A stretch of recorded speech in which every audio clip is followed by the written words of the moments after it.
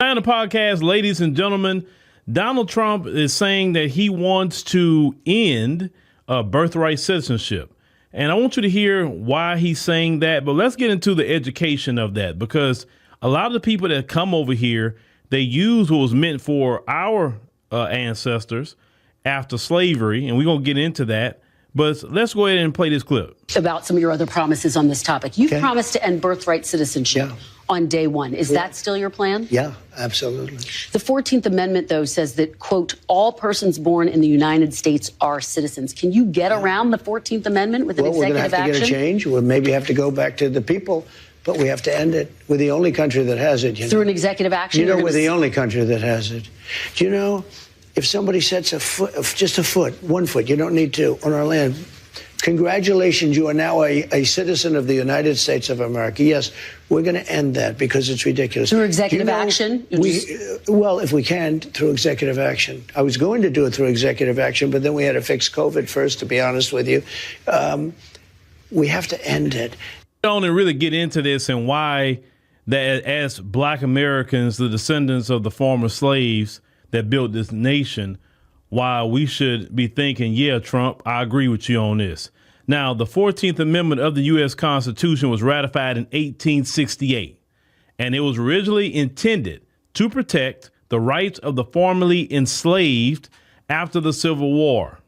Now, I say it was part of the Reconstruction Amendments, which is including the 13th Amendment, of course, the 14th, what we're talking about, and the 15th Amendment. So the 13th, 14th, and 15th Amendment was meant for us, okay?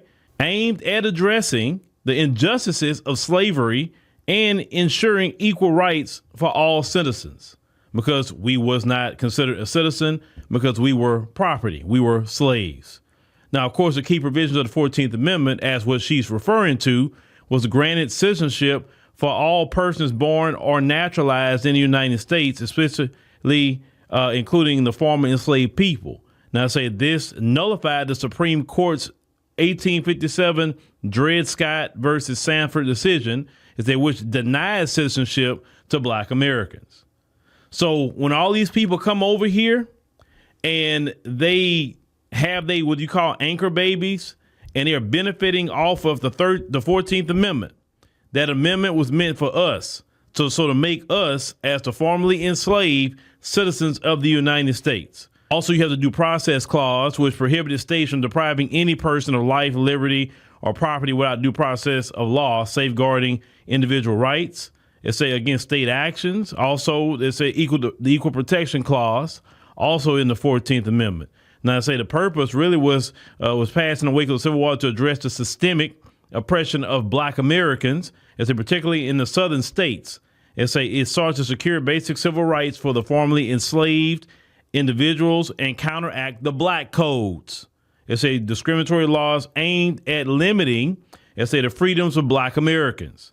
It also serves to reinforce the provisions of the Civil Rights Act of 1866. Ensuring that Congress's protections were constitutionally enshrined. Now, with that being said, the 14th Amendment was for us. Everybody else has benefited off the 14th Amendment. You understand? So when Trump talk about getting rid of birthright citizenship, should Black Americans be concerned about that? Should they say something about that, etc.? I would say no. Matter of fact, I would say I support Trump wanting to get rid of birthright citizenship, because no other nation on this earth sit up here and let you just have a child. You know, they have a thing called birthing tourism, where they bring women here from other countries about to be having children.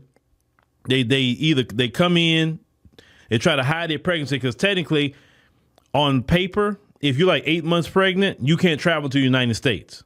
But so what they do, they try to hide the pregnancy best way they can, get them in here, and then, on their visa, have the child or induce the labor and make the woman have the child here in the United States. And now the child's a U.S. citizen.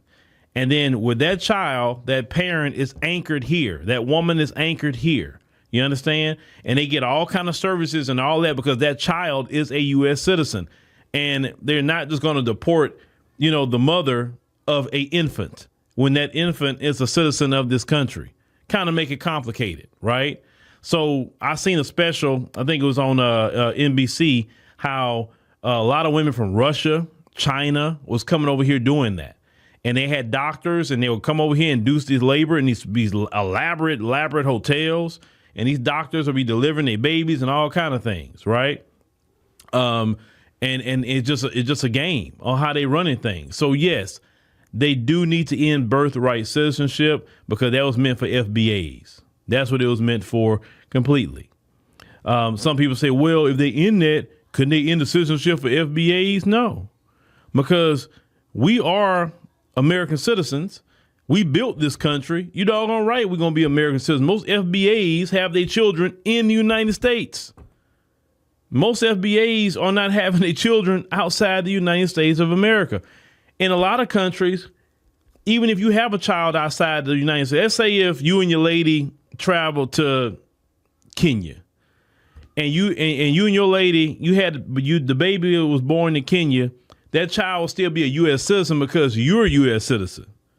That's the way countries work if you had the baby outside of the United States. So they got rid of birthright citizenship, but they did it like that you can be a citizen of the United States if you have a parent that's a citizen or both parents is a citizen. That's cool. So it don't matter where, all you got, because a lot of countries you just go to the embassy and get your information and your citizenship and everything else that you need from the embassy. In countries that don't allow birthright citizenship, as long as you have one parent in some of these countries, you can still be a citizen. So if Trump and them try to change it to that, where even if you have a child outside the United States, that child is a United States citizen because the parents are United States citizens, right? I'm cool with it going down like that.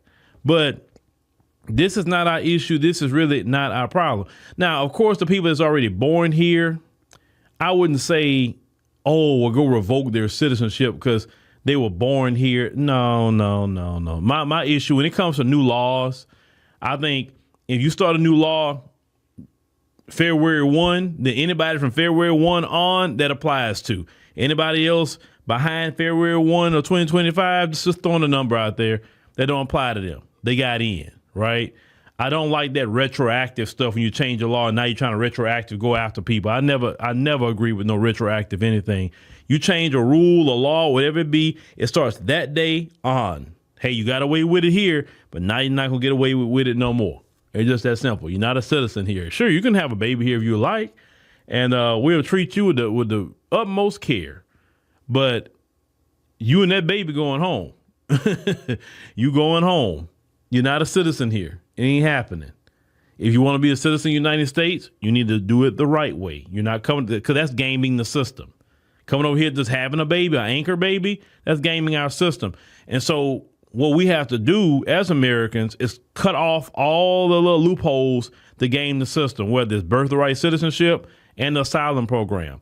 You got to cut that off, because the best thing, how you cut that off, you change the law. It says this: in order for you to file asylum, you must go to the United States Embassy in your country. And if not in your country, to the first country that's closest to you, or countries that's closest to you. You can't come way up here. The only people that can come directly here for anything would be people from Mexico and Canada. If you're not a Mexican or a Canadian, then you can't just come right here and claim asylum like that. That will cut off all those caravans, because when you get up here and say, we ain't letting you in here. You got to go back over there and go apply at the embassy in your country or the next country over. You can't come up here no more if you're not Mexican or Canadian. You just can't do it. Bottom line. And y'all flying to Mexico and doing all that stuff. No, you have to be a Mexican citizen. You have to be a Canadian citizen to do that. If you're not, you can't come over here. That right there would tighten that up all along. It would tighten it up. You can't fly in here. You can't do anything like that. No. You got to go to the embassy in your country or the next country over. And then we will make a decision about your asylum case at that point. And you will stop all these caravans. You will stop the birthing tourism they're doing so they can game our system. But the 14th Amendment was meant for FBAs. Bottom line. So I definitely support Trump 2,000%. Y'all in that. I'm with them on that. In that. People need to come in the right way. If you're legally here, hey, cool. I'm with you. Do you doing things the right way. But people just gaming the system. No, we all got to be against that as Americans. We can't be accepting that. You can't have a country unless you have laws to keep your country protected. Because God knows who coming over here, right? We got enough criminals. You have illegal aliens as criminals that's committing crimes against Americans. They shouldn't even be in this country because they illegally came here and they're committing a bunch of crimes. So no, Trump, I'm with you. In that birthright citizenship, because that was only meant for the FBAs and everybody else is game.